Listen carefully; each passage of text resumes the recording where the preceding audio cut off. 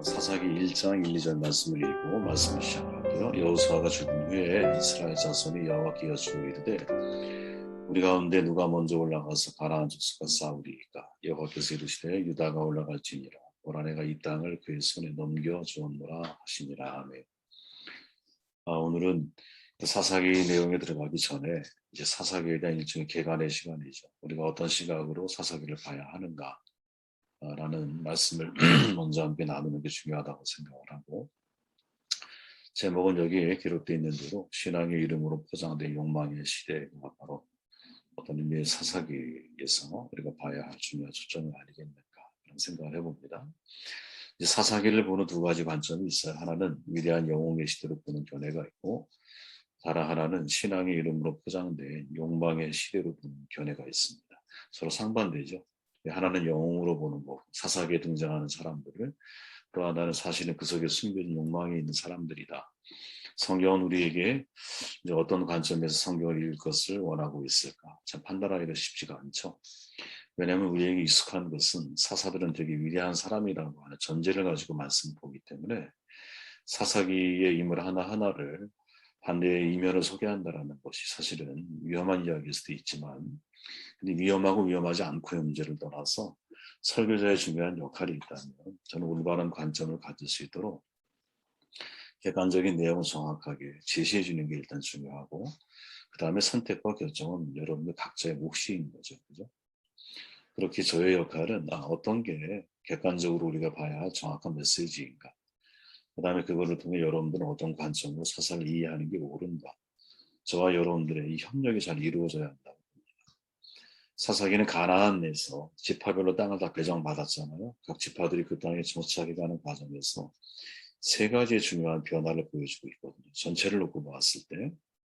그리고 그 변화는 앞서 이야기한 것처럼 사사기의 사사들을 위대한 영웅의 시대로 볼 건가, 아니면 신앙의 이름으로 포장된 욕망의 시대로 볼 것인가, 여기에 대한 중요한 자료를 저는 제공해 준다고 생각을 해요. 1절 말씀은 제가 다 읽어보면 우리 가운데 누가 먼저 올라가서 가나안 족속과 싸우리이까. 중요한 내용이죠. 사실은 이제 중앙 중심 체제에서 지파 중심 체제로 전환이 되어지는 시기가 바로 사사의 시대이죠. 이게 이제 저희 크리스찬들은 집권, 예를 들어 정치적인 개념을 잘 안 쓰기 때문에 중심이라고 하는 단어를 제가 표현해 본 거예요. 중앙 중심 체제에서 지파 중심 체제로 바뀌고 있다라는 거예요. 이스라엘 12지파에게 가나안 땅 분배가 끝나면서 이제 일반적인 정치 사회적으로 관점에서 말하면 전에는 중앙 집권이었잖아요. 무슨 말이에요? 모세라고 하는 리더를 통해서 온 200만 대군이 통솔을 받는, 이제 모세가 하나님과의 관계 속에서 이스라엘 모든 백성들을 이렇게 다스리고 인도하고 이끌어가는 중앙 집권 체제이죠. 이런 시대에서 지방 중심 시대가 이제 열리기 시작한 거예요. 모여서 한 번에 사는 게 아니라 이제 흩어져서, 각 지역에 흩어져서 지파 중심적인 삶을 살아가는 거죠. 제가 사명으로 이거를 표현하자면 공동체 중심적 사명에서 지파 혹은 가족 중심적 사명으로 나아가 우리가 여호수아 24장 마지막 장에서 확인했듯이 각자 개인적인 사명으로 변화되는 시대이거든요. 이제 아직 가나안 족속이 다 완전하게 정복되지 않았다라는 것을 고려하면 실은 중앙 중심 체제를 유지하는 것이 훨씬 더 유리할 것 같은데, 이제 하나님은 남은 과제를 철저하게 각 지파에게 이제 할당을 하죠. 그것은 공동체적 사명이 아니라 지파에게 분배된 사명으로 이해할 수 있어요. 그러니까 유다 지파를 제외한 나머지 지파들은 대부분 가나안 족속을 쫓아내지 못하였거든요. 제가 사명에는 적이 있다라고 말씀드렸잖아요. 실리주의나 경쟁주의, 적당주의, 편의주의라고 하는 적이에요. 그런데 오늘 우리가 이 일장뿐 아니라 사사기 전체를 놓고 보았을 때도 또 다른 적이 하나 있는데, 그것이 바로 세속주의라는 적인 거죠. 이스라엘이 가나안 족속에 노역을 시켰거나 또 그들이 노역을 했다라는 기록이 계속 반복이 되는 거예요. 이것은 가나안 주민들에 대한 이스라엘의 우위를, 그들이 더 위에 있다라는 것을 보여주기도 하지만, 노역을 시킨다라는 것 자체가 가나안 문화의 특징이라는 점을 감안을 하면 가나안 문화에 물들어가고 있는 이스라엘을 의미한다라고 우리는 이해할 수 있는 거죠.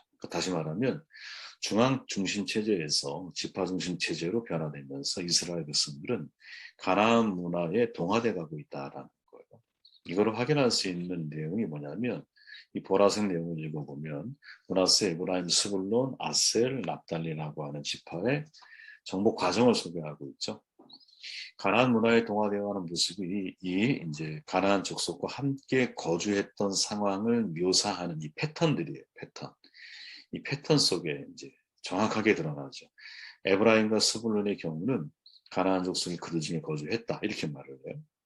다시 말하면 에브라임과 스불론이 가나안 족속과 함께 살았어요. 그래도 기준이 누구냐면 그들, 즉 이스라엘 사람들이 기준이 되고 가나안 족속이 들어와서 함께 산 거야. 구조가. 그런데 아셀이나 납달리 지파의 경우에는 그들이 가나안 족속 가운데 거주했다라고 묘사하고 주격이 바뀐 거죠. 쫓아내지 못한 것하고 여러분 쫓아내지 않은 것하고는 다르잖아요. 가나안 족속이 이스라엘과 함께 산 것과 이스라엘이 가나안 족속과 함께 산 것은 같은 말이 아니거든요. 내가 동화돼가는 수준을 넘어서서 이제 적극적으로 내가 세속주의에 물들어가는 과정을 이 지파 중심 체제로 바뀌면서 이런 현상이 나타나고 있다라는 거죠. 이런 걸 가리켜서 여러분 세속주의라고 말을 하는 거예요. 내가 세속주의라고 하는 것은 현세의 삶의 지향에 관한 가치죠. 그리고 초월적인 천국이 있다. 내재적인 천국을 지향하는 삶이 아니라 현재 이 땅을 살아가는 삶을 내가 지향하는 거예요. 당연히 그 배경 속에는 하나님의 뜻이 아니라 내 뜻, 내 욕심이 이끄는 대로 살아가겠다라고 하는 탐욕적인 결단이 그 속에 있는 거죠. 정말 이거는 하나님의 뜻에 반하는 모습인 거예요. 우리가 그럴 수 있다는 거죠, 여러분. 우리가 세상을 살아가다 보면 세상이 우리에게 스며들어올 때가 있어요. 왜 없겠어요? 내가 세상에 발을 딛고 살아가는데. 그런데 반대로 여러분, 내가 세상을 향해 뛰어들어 살아가는 것은 같은 문제가 아니라는 거죠. 그죠? 내가 목표를 향해 걸어가다가 비틀비틀 넘어질 수도 있고 쓰러질 수도 있어요. 근데 중요한 건 내 방향, 목표 자체가 세상이 되어서는 안 된다는 거죠. 지금 이스라엘 지파들 가운데서 몇몇 지파가 보여주는 행동은 가나안이 이스라엘에 들어와서 산 게 아니라 이스라엘이 적극적으로 가나안에 들어가서 살아가고 있다는 거예요. 이거를 세속주의라고 말하는 거예요. 마치 대마가 주일에 열심히 매진했다가 세상을 사랑하여 세상으로 되돌아가잖아요. 같은 현상인 거죠. 참 우리가 경계해야 할 문제다. 이거는 정말 철저한 인본주의고 교회로 표현하면 내가 하나님의 뜻을 버리고 오직 세상적인 내 욕심만을 추구하게 만들어가는 것, 이게 기복주의 신앙이거든요. 전에 말씀드린 대로 한국이라고 하는 종교적인 이 성품은 모든 종교가 눈처럼 차곡차곡 쌓여있는 형태거든요. 그러니까 기독교 안에 무속 종교도 있고 기독교 안에 불교도 있고요. 기독교 안에 유교도 있고요. 이 모든 게 다 큰 문제 없이 우리 안에 내재되어 있어요. 그러다 보니까 내 안에 당연히 세상이 우리에게 말하는 기복적인 신앙이 나도 모르게 성경이 말하고 있는 진실을 벗어나서 진짜 복이 뭔지를 모르고 세속적인 복만을 추구하며 인생을 살아가게 만들어 간다는 거죠. 철저하게 이게 인본주의적인 사고인데 그게 우리는 불편하지 않은 그런 시대와 그런 역사적인 과거를 우리가 걸어 가지고 있는 사람들이라는 거예요. 아주 진지하게 우리 자신을 돌아봐야 할 문제가 아니겠나 이런 생각을 해보게 됩니다. 근데 사실 이런 세속주의는 철저하게 하나님 앞에 내려놔야 할 문제. 말씀드렸듯이 신앙생활 하다가 내가 세상에 잘못 삐끗 한 발 내딛고 나아갈 수 있어요. 그죠? 이거는 정말 실수일 수 있고 내가 사는 땅에 가나안 족속이 들어와서 거주하며 살아갈 수 있지. 다 내쳐야겠지만 참 쉽지 않을 때가 있지. 근데 이것하고 내가 가나안 족속에 직접적으로 끼어들어가서 거기서 인생을 살아가는 것하고는 같은 문제가 아니라 세속주의를 경계해야 되지 않겠나? 근데 그런 흐름으로 지금 이스라엘이 흘러가고 있다라는 거예요. 두 번째는 뭐냐? 2절 3절 말씀을 읽어보면 이다가 그의 형제 시므온에게 이르되 내가 제비 뽑아 얻은 땅에 나와 함께 올라가서 지파 중심 체제에서 이 참 무섭죠? 지파 이기주의로 변질되는 모습을 사사기는 보여주고 있다는 거예요. 이기주의라고 하는 것이 교회 공동체 안에 들어오기 시작을 한 것이죠. 사사기는 여호와의 죽음을 알며 시작하잖아요. 인간 지도자가 죽었지만 하나님의 역사는 지속이 돼요. 문제는 지도자의 존재 여부인데 여호수아에서 모세가 죽은 후에 하나님께서 그들을 잇는 지도자로 여호수아를 세우잖아요. 근데 지금 여호수아가 죽는 마당에 지도자가 세워지지 않고 있는 거예요. 이런 지도자의 구제 속에서 이스라엘 자손은요, 하나님 앞에 전쟁에 관해 질문하거든요. 우리 가운데 누가 먼저 올라가서 가나안 족속과 싸워야 합니까? 이렇게 물어요. 당연히 지도자가 지금 세워지지 않았으니까 불안한 마음으로 묻는 불안감이 느껴지는 질문인 거죠. 그죠? 지도자가 없는 불안 속에서 드려진 질문, 하나님의 대답은 뭐냐? 유다가 올라가라. 단수예요, 여러분. 다음 시간에 또 나눠보겠지만 이거는 단수예요, 단수. 유다가 올라가라 이렇게 말할 때 그의 손에, 이 그의 손에라고 할 때 그의 손이 단수로 표현되어져 있다. 그게 무슨 말이냐면 유다만 올라가라 이렇게 이야기했던. 근데 유다만 올라가라 할 때 유다는 이스라엘 전체를 대표하는 대표성을 가지고 올라가죠. 그죠? 근데 이 이후에 벌어지는 유다의 행동을 보면 유다는 시몬을 데리고 가고 나중에 예를 들어 이 전리품 그거를 이렇게 나눌 때 그거를 유다와 시몬 두 사람만 나눠요. 이게 되게 중요한 사건인 거예요. 사실 그래서 이스라엘 대표성을 가지고 있었기 때문에 유다가 올라와 전쟁에 승리했어. 그럼 나누는 것도 12지파가 함께 나누는 게 맞는 거예요. 그죠? 근데 유다는 겉으로 볼 땐 되게 좋아 보여요. 시몬을 데리고 올라가야 시몬 너 나랑 같이 가 이렇게 이야기를 해요. 왜 시몬이냐? 시몬은 내 핏줄이거든. 루벤, 레위, 그 다음에 유다, 시몬 요 넷이 레아의 후손이잖아요. 그죠? 같은 내 친형제야, 친형제. 이 친형제에게 관심을 갖는 거죠. 왜 이렇게 이해할 수 있느냐? 신학자들이 유다 지파, 시몬 지파 이렇게 표현된 게 아니라 유다, 시몬이라고 하는 개인의 이름을 호칭하는 것을 주목해야 한다라고 말입니다. 맥락적으로 보면 사실은 개인이 아니라 지파의 전체성을 가지고 있죠. 그죠? 그런데 성경은 의도적으로 유다와 시몬이라고 하는 개인의 이름을 강조하는 것을 초점을 맞춰놨다라는 거예요. 이유가 뭐냐? 간단하다라는 거죠. 지금 이들은 개인적인 인간관계로 집단 이기주의 상황 가운데 빠져 있다라는 거죠. 이게 참 중요한 사사기의 여러분 역사적인 사건입니다. 사사기는 여러분 지파 중심 체제로 하나님이 변화시키셨잖아요. 그냥 그 속에서 아름다운 사건들이 벌어져야 돼. 근데 이 지파 중심주의가 어떻게 흘러가는 역사냐? 지파 이기주의로 흘러가고 있다라는 거예요. 이게. 빠르게 우리가 보면 드보라라고 하는 사사가 있었을 때 전쟁에 참여하지 않은 지파들이 생겨나잖아요. 또 기드온과 입다의 경우, 기드온 입다는 므낫세 지파잖아. 전쟁에 참여하지 않고 영광만을 동참하려는 에브라임 지파와 충돌하는 사건이 발생하죠. 또 사사기의 마지막 부분에 가면 베냐민 지파가 여러분 거의 멸종 단계까지 이르러요. 700명인가? 이제 확인해봐요. 볼게요. 몇 명 남지 않아요. 같은 동족에 의해 다 살해를 당해요. 이게 무슨 말이에요? 지파와의 갈등이 심화되고 있다.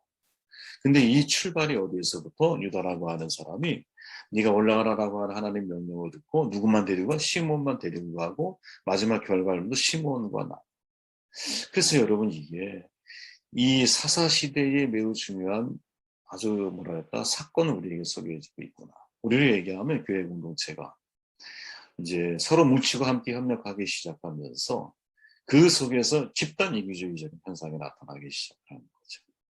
그건 상당히 무서운 사실은 사회적인 현상이기도 하거든요. 보통 닌비 현상이라고 그러죠. 닌비 현상. 내 뒷마당은 안 된다는 거. Not in my backyard라고 하는 말이죠. 그죠? 내 뒷마당은 안 돼. 무슨 말이냐면 장애우 시설이 들어오려고 그래. 누구에게나 필요하잖아요. 장애우들은 얼마나 많이 있으니까. 당연히 우리의 그죠? 같은 뭐랄까요? 권리가 있는 사람들이잖아요. 그죠? 근데 그들이 우리 시설에 들어오는 것은 동 전체 마을 사람들이 나가서 막 투쟁을 하며 그저 막 싸우죠. 정말 가슴 아픈 이야기죠. 만일 자기 자식이 장애인이었다고 생각해 보세요. 과연 그렇게 싸울 수 있을까요? 그렇죠? 화장터 같은 시설이 들어올 때, 쓰레기 매립장 같은 시설이 들어올 때, 다른 지역은 가능해. 근데 내 지역은 안 된다. 그죠? Not in my backyard. 야, 내 뒷마당은 안 돼. 이게 진짜 집단적인 이기주의거든요. 이걸 정확하게 우리가 사실은 말하려면, 만약 그 시설이 모든 사람들에게 위험한 거야. 그러면 모든 지역도 안 되는 게 맞는 거죠. 그죠? 왜 내 지역만 안 돼요? 근데 모든 지역에, 모든 사람에게 위험하지 않다라는 걸 다 알아. 그래서 내 지역에만 들어오기를 원하지 않는 거야. 그죠? 왜? 들어오면 집값 떨어지니까 간단하게 말해. 철저하게 자기중심적이고 도덕도 없고 양심도 없는 거죠. 법도 없어요. 그죠? 오직 내 이익만 있는 거예요. 근데 이런 모습을 누가 가지고 있냐? 교회가 가지고 있죠. 자아를 비판하라는 게 아니라 현실을 직시하자라는 거예요. 실제로 설문조사를 했잖아요. 비기독교인의 눈에 비친 기독교인의 모습은 어떤가? 31%가 이기적이라고 봐. 22%가 비인격적이래요. 18.6%가 위선적이고 자기중심적이래요. 야, 비참하죠, 그죠? 이게 지금 80%가 넘는 거예요. 80%가 넘는 사람이 우리를 볼 때 되게 이기적이다, 비인격적이다, 위선적이다, 자기중심적이다. 그리고 모범적이고 인격적이다라는 표현이 그래도 희망적이죠. 17.1%가 나왔어요. 그러니까 사람들이 나를 볼 때 나의 모습이 다 사실은 현실에 가깝잖아요. 왜? 나는 눈이 바깥으로 향해져 있기 때문에 성차, 나를 되돌아보고 내사, 나를 살피는 것이 쉽지가 않아요. 밖을 향해져 있으니까. 남을 보는 걸 좋아해요. 근데 세상에 사람들은 외모를 보잖아. 하나님 중심을 보지만. 사람들이 우리를 봤을 때 비춰지고 있는 모습이 어떤 모습일까? 이기주의일까? 교회 역시 집단 이기주의로 흘러가고 있는가? 이거를 상당히 진지하게 살펴봐야 한다. 문제는 사사시대가 그런 시대가 되고 있다. 출발부터 유다가 올라가라 단수인데 시몬을 데리고 목적을 알아봤더니 친형제였어. 끝나고 나서 전리품을 둘이 나누. 그러면 남은 10지파는 무슨 생각을 하게 될까? 이게 시대마다 지파들석에서 나타나고 있는 현상들이었다. 사사기 21장 25절 말씀을 읽고 말씀 정돈해 볼게요. 그때 이스라엘의 왕이 없으므로 사람이 각기 자기 소견에 오른 대로 행하였더라. 아멘.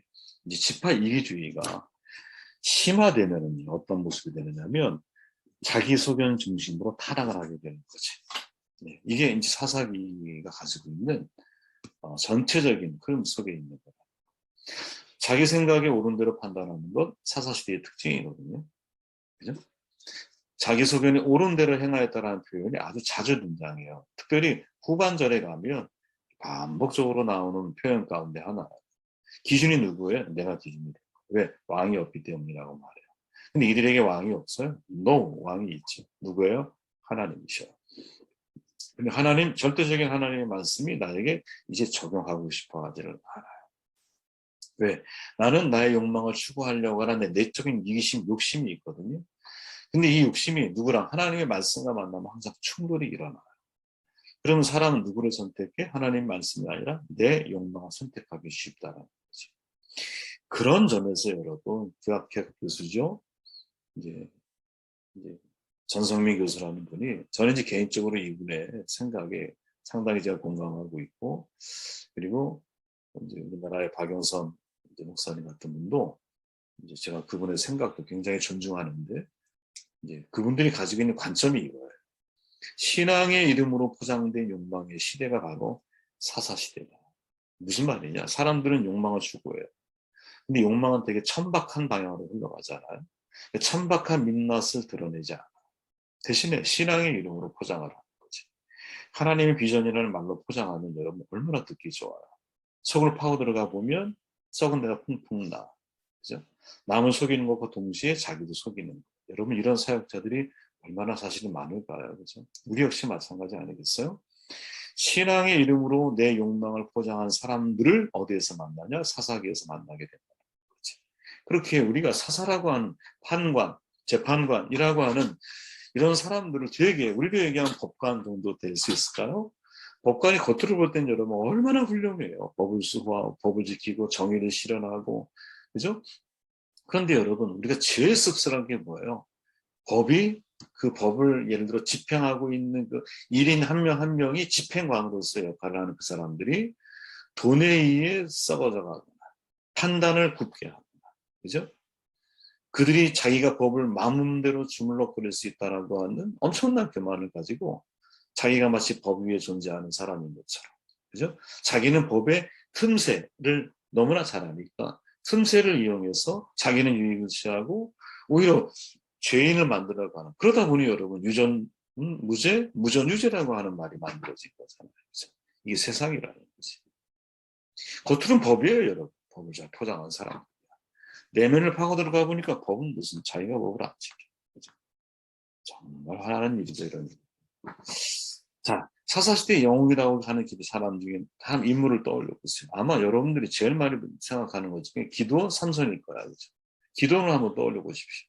기드온 하면 우리에게 익숙한 건 뭐냐? 기드온의 300용사야. 근데 진짜 기드온의 300용사일까요? 성경을 읽어보면 아니라는 거예요. 그렇죠? 전혀 아니에요. 나중에 그때 다루기로 하고 미디안과 전쟁에 승리한 이후에 기드온이 한 말이에요. 내가 너희를 다스리지 않겠고 나의 아들도 너희를 다스리지 않을 거야. 여호와께서 너희를 다스리리라. 자, 겉을 딱 보면 여러분 엄청난 신앙 고백이죠. 왜? 전쟁에 승리했으니까 영웅이야. 백성들은 이 기드온을 왕으로 세우려고 했어. 왕이 되달라고 부탁을 해요. 근데 기드온이 아주 멋지게 거절을 하는 거거든요. 하나님이 너희를 다스릴 거야. 그죠? 근데 문제가 뭐냐면 이 고백 이후에 이어지고 있는 기드온의 행동이 그의 진심이 뭔지를 고민하게 만듭니다. 그치? 왕이 되겠다고 대놓고 말하지 않았어요. 그죠? 하나님이 왕이라고 말을 했어요. 그런데 이 이후에 벌어진 내용을 보면 왕과 같은 대접을 인물이 요구하거든요. 그리고 왕과 같은 권력을 누리기 시작을 해요. 엄청난 양의 금을 백성들에게 받아요. 왕들의 장신구와 의복을 취해요. 기드온의 아버지의 이름을 따서 요아스의 성읍이라고 불렀던 오브라, 이제는 기드온의 성읍이라고 불려요. 많은 아내를 거느리거든요. 왕가를 만들기 위해 충분한 아들이 태어나요. 70명의 아들이. 한 첩의 아들 이름이 아비멜렉인데 그 아비멜렉의 의미가 뭐냐? 내 아버지는 왕이다. 뜻이에요. 되게, 지금 이건 되게 재밌는 거죠. 그죠? 야, 왕은 하나님밖에 없어. 라고 말을 했는데 아들을 낳아놓고 아들 중에 한 명의 아들의 이름이 아비멜렉이라고 아들 태어난 지가 자기 이름을 적겠어요? 아버지가 졌을 확률이 높을 거 아니야. 그죠? 근데 그 아버지가 뭐라고 그래? 아비멜렉. 야, 내 아버지는 왕이야. 그러니까 기드온은 사실은 무슨 생각을 하고 있는 거냐면 겉으로는 되게 신앙의 이름으로 잘 포장을 하고 오직 하나님이 왕이야 이렇게 말을 하지만 속으로는 내가 왕인 것처럼 살아가는 거죠. 여러분 이게 상대주의라고 하는 거예요. 이것을. 상대주의라면 쉽게 말하면 여러분 절대적인 진리를 안 받아들이는 거예요. 내 생각을 소중하게 해야 돼. 물론 내 생각이 소중하죠. 내 개성이 중요하죠. 그러나 여러분 우리가 말하는 우리의 개성과 우리의 그 생각은 여러분 하나님 없이가 아니라 하나님과 함께 하는 생각인 거예요. 우리는 하나님 없이 하나님과 함께 하나님을 위하여 인생을 살아가는 사람. 하나님이 없다라는 말은 눈에 안 보인다는 거야. 그렇지만 하나님 앞에서 신전의식을 가지고 하나님과 함께 인생을 살아가는 거거든요. 자기 생각, 자기 개성 중요하죠. 왜? 하나님의 그 고유한 마스터피스, 최고의 작품으로 만들어졌습니다. 우리를 사랑해야 돼요, 여러분. 나를 사랑하지 못하는 사람이 어떻게 이웃을 사랑하겠어? 네 몸처럼 이웃을 사랑하라고 말하는데 나를 학대하면 이웃도 학대할 거 아니에요? 나를 사랑할 줄 알아야 이웃을 사랑하는 거 아니야. 그런 점에서 나를 사랑하고 나를 생각하고 나의 개성을 존중하고 하는 것은 너무나 중요한 일이라는 거지. 근데 전제가 뭐냐? 상대주의, 즉 하나님 없이 나의 개성이 아니라 절대주의, 하나님이 계신다. 그 진리 앞에서 진리 안에서 나를 사랑하고 나를 존중하고 나의 생각을 여러분 결정하고 결단하며 걸어갈 수 있는 것이 중요하다는 거죠. 말씀을 정도로 해보고 이게 사사기 전체에 흐르고 있는 중요한 세 가지 흐름이라고 저는 생각을 합니다. 사사기는 여러분 세속주의적으로 점점 흘러가요. 되게 이기주의적으로 자꾸 흘러가요. 그리고 마지막 종착역 상대주의, 절대적인 하나님을 인정하지 않는 하나님이 없는 삶의 모습으로 귀결이 되고 있어요. 그러니까 이런 시각을 가지고 만약에 여러분들이 사사기를 보게 될 때는 지금 여러분들이 알고 있는 다른 시각에서 사사들이 보여질 수 있어요. 기존에 여러분들이 알고 있는 것과 제가 말씀드린 이 기준을 가지고 이 두 가지 기준을 가지고 사사기를 여러분들이 읽어가시면서 어떤 게 진짜 객관적인 진리고 어떤 것이 하나님의 마음일까 이것을 여러분들이 생각하면서 함께 사사기의 말씀을 나누는 시간이 되었으면 좋겠습니다.